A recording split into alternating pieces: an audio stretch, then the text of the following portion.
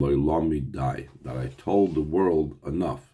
In other words, it's the Shin Daled Yud that has to do with the worlds, with the Hagbola and limitation that Hashem placed in the worlds. Then there's a higher level of Kael Shin Daled Yud, that which he appeared to the Ovis. That is the level of Shaddai Belekusi L'chol Beria, that every creation has sufficient level of Lekus, of godliness, even if it involves Nisim, but those are the Nisim that have to do with nature, the Nisim that are enclosed in nature. And then there's a level that Hashem revealed to the Yidden by Yitzias Mitzrayim, ultimately Matan Torah, Shem Havaya, that's completely beyond nature. That is the source of of miracles that are beyond nature. Now, we were also associating it with three levels. The level of, the first level, the lower level of Kael Shin Daled Yud. That's the level of the Kalim. Then there's the level of the Oir, that's mislabish in the Kalim. That's the level of Dai Belekusi L'chol Beria. And that is a sufficient Gilui Lekus for all types of creations, from the highest levels. And utmost, the greatest Chiddush is that even reaches to the lowest level, similar to Oivin Sof Lamai Lamai Din Ketz Lamata Mata Din Tachlis. The Chiddush is that it reaches even to Lamata Mata Din Tachlis. And then there's the third level, the level of Yud Ke Vav Ke. That is the Oir that's completely beyond Kalim. That's the level of a Bligvul, a Gili Oir HaBligvul is that's the Gili Oir HaBligvul that's beyond even Shaykhs with the Kalim, but we'll soon speak about that. There is the Gili Oir HaBligvul as Shaykh to the Kalim and higher than the Kalim in the Oir HaBligvul. So we're holding an Ois Vav, page 16 of the copies, page Chaf from last week's Dvar Malchus, line 10. The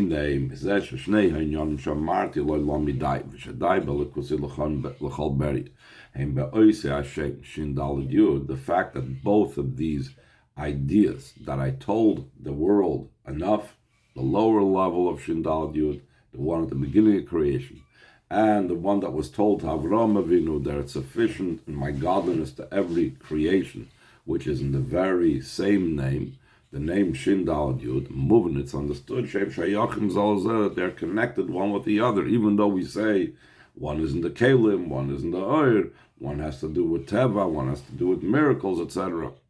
Why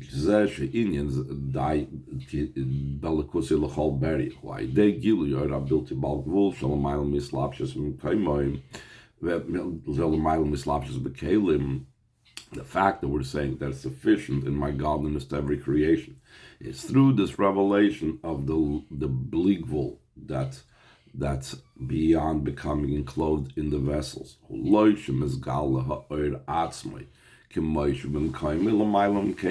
not that it becomes revealed the very light itself, the way it's in its place, completely beyond Kalim. That's not what we're talking about over here, because if that oil would become this gala, the oil that's really beyond the Kalim,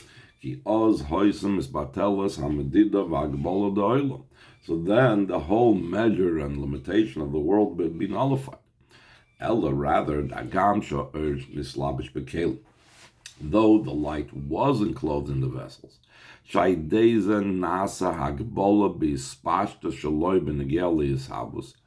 through that becomes a limitation in its expansion concerning the coming to being. Though the light itself is be'etzem, and light that's without limitation, but the hislapshus in the kalim ensures that when it comes to creating the world, it doesn't create it in such a way that destroys the world. It creates it in such a way that it's a limited creation. That I told my world enough. In other words, it's working together with Dayud Lelekusi B'chol Beria. Afal became, despite that becoming enclosed in there, concerning the revelation of godliness,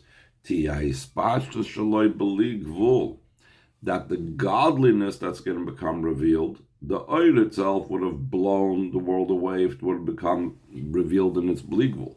But concerning how far the Gilui Lakus is, that there's no boundaries. It will even come down to the lowest thing, like we spoke about previously, and that's the Chiddush Vavram with the Bris Milah. The way the Elikus is on its own, beyond becoming enclosed in vessels. So that is Dai Belikusi L'chol Beria, that's sufficient with my godliness to every creation. So there's a difference between the Oir itself, as it is, being mispashed in this world. That's impossible. That's going to break apart the world. But then there is making sure that Marti Loi Lomi Dai, to put a stop and making sure that the world is in a limited way. But with that, the Elikus is not limited by that limitation, and the Elikus could reach from the highest levels to the lowest levels, like the urgency of Lamaila the Ketz, Lamata Mata the Intachos. So the Rebbe continues on line 25, last paragraph on the page. And to add, this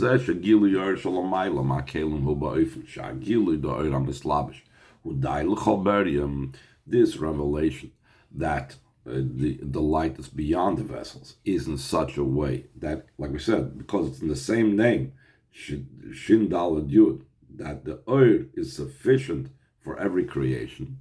Gam ha'oir atzmoi shalamayla ma'kelim d'shem Shin Daled Yud hu oir ha'shayach la'oilmas shadai belekusi l'chol bria. In truth, the light that is completely beyond the creation, completely beyond the vessels, still has some type of association with the worlds, and the world, and that oil that has a shaykhus with the world, or it's associated with the oil that has a shaykhus with the world, then by that oil we say it's sufficient belekusiv for every creation. Like it's explained in Mamodim, the Shem Shin Dal Yud al Shem Shedai Belekusi L'chol Beri U'Mekorash Talshlus.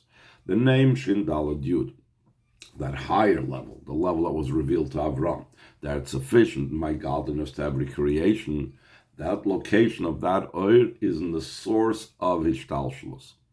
The Be'inyan HaSfiris, what level in the Sfiris is called the source of Ishtalshlus? He says on top of page Chaf Aleph, Hu Chitzoynius HaKeser Shu Shoyrish HaNetzolim. It's the external part of Keser. That's the root of all emanated beings. That's within the spheres. If you look at in a bigger type of sandbox, if you're drawing the picture in a bigger context, and the infinite light of Hashem before the Tzimtzum, it's a light. It's the level of the light that Hashem estimated within himself to shine in the measure and limitation. In other words, it's part of the Ein Sof, but it's that last stop before the Tzimtzum where Hashem already calculated what is possible to come out from it. Therefore, since it's both these levels are levels that are already associated with the limited light,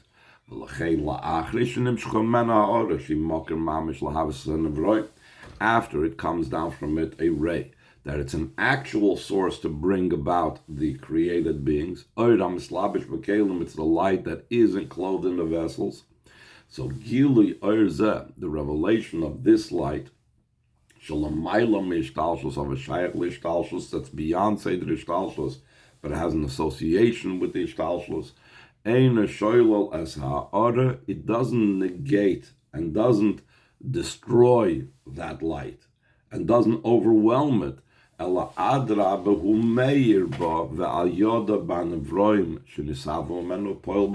shines in that light, and through it, in the creations that came from it, and affects in it an ascent.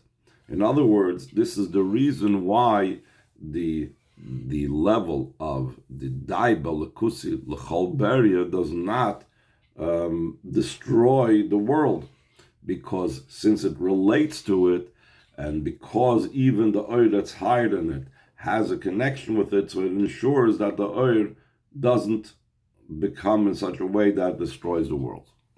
So now we're going to connect this to the level that we spoke about, the difference between Shin Dal Yud and Shem Havaya, Oy Zayin. This is the difference between those two names. The Shem Shin Dal Yud Shayach L'Oil Miskinis Galeil. The name Shin Dal Yud is the one that's connected and associated with the worlds. The Shem Havaya L'Mayel Mishayach L'Oil Mis. The name Yud Kivavki is beyond any association with the worlds. Until the world wasn't created, it was only Hashem and His name alone. The reason why His name, the name Yud Kei Vav Kei, existed up until the world was created, because that name is beyond any association with the world. Therefore, it doesn't touch it. Even after the world was created, when the shines in the world of revelation of Shem Yud Kei Vav Kei, the manner in which it becomes revealed,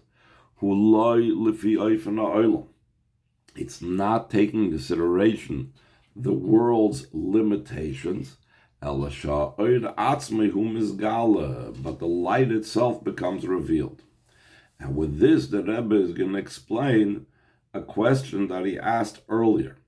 Earlier, he had a question that seemingly, why is it only miracles that are enclosed in nature that come from the level of the higher level of Shindal Yud, Shadai Belukusi L'chol Beria? We ask, seemingly, even miracles that are above nature and completely have nothing to do with nature, they should also be in such a type of way of making, those miracles should also be beyond nature, the ones that come from Dai Belukusi L'chol Beria, because they need that type of revelation. So he says in line 19, Valpiz Yesh Levaira Tamalzeh,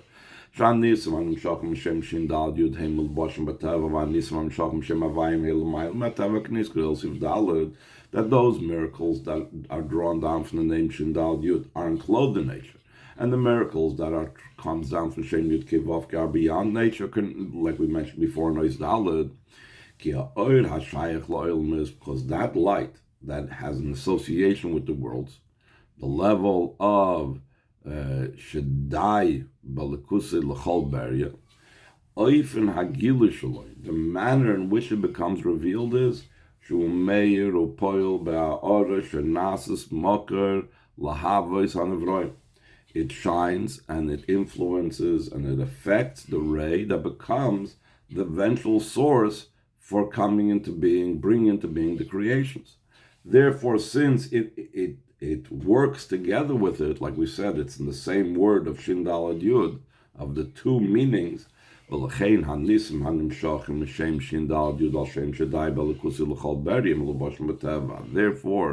the miracles that come from Shem Shin Daled Yud, because it's sufficient, my godliness for every creation, they are enclosed in nature because they have to relate to that oir that has to do with nature. But that light that's beyond any association with the worlds, Shem Havaya, the manner that Shem Yud Kei Vav Kei becomes revealed is not in such a way that, like the Shin Daled Yud, that is a joining of both names, but rather the very light itself becomes revealed.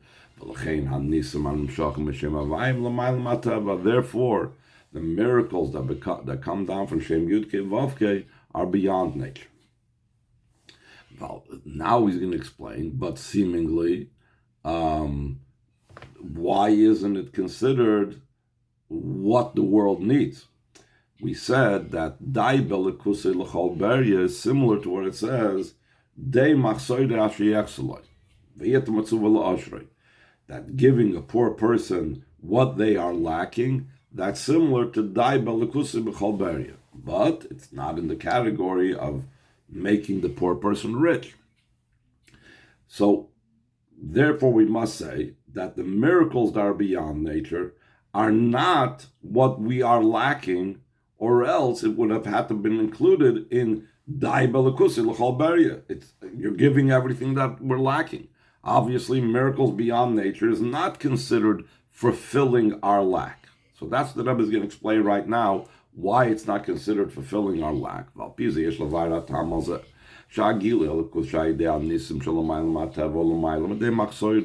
revelation of godliness through the miracles that are beyond nature is beyond the idea of filling the lack, just like a rich person has the mitzvah to, or a person has a mitzvah giving tzedakah to fill the lack of the poor person. Re'ei la'el siv dalet, see before in Ois Dalet, top of page Chav Beis. Ki ba'or ha'shayach la'olam nois, when we're talking about the light that has an association with the worlds, which is dai belikusi b'chol beria, the higher pirush and shin dal yud, shayach loimer, it's possible to say the kishara oir ein meir ba'olam, when the light doesn't shine in the world, ha'olam hu chaser, the world is lacking. And when it shines in a revealed way, so then there is a filling of that lack. But the fact that it doesn't shine in the world, the light that is beyond any association with the world, this is not considered a deficiency in the world, because this light doesn't have anything to do with the worlds. To say that the world is lacking, it means that the world has some type of connection. But if we're talking about it's a light that's totally beyond the world, which is the miracles beyond nature, that's not something that's lacking in the world. It's not part of the whole gather and paradigm of the world. And drawing down that type of light, a light that has no connection with the world, that's not called filling a lack, but that's riches, like it says. When it comes to the poor person, you only have to fill his lack, you don't have to make him rich. In the spiritual sense, miracles that are enclosed in nature, since it has to do with the world, it's something that the world lacks, but the miracles that are beyond nature are not considered any connection with the world whatsoever, so it's not something that's lacking in the world, it's rather a matter of riches. Since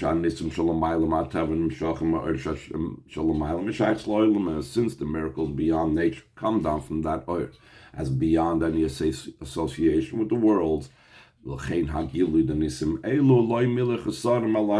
therefore the revelation of these miracles are not filling a lack and a deficiency, but rather it's a matter of riches. And therefore, it's only the name Yud Ke Vav Ke that will impart this, not even the higher level of Shin Dal Yud, Shaddai Belikusi L'chol Beria, it's sufficient for my godliness for every creation. That's only about filling a lack. Ois Ches. It continues in the Maimer, according to what we mentioned previously. Shagilu the Shin Dal Yud, the Kel Shin Dal Yud Law of Isulamaylam, Shem Shin Dal Yud Shoiv Abriya. The revelation of Shem Shin Dal Yud that were to the forefathers is higher than the Shin Dal Yud that was at the creation. The Shem Shin Dal Yud Shoiv Abriya, who Al Shem Shamarti Lomidai. The Shem Shin Dal Yud that took place by creation was that Hashem said that the world, it's enough. The Shem Shin Dal Yud is Galula Ovis, while Shem Shin Dal Shaddai Belikusi L'chol Beri.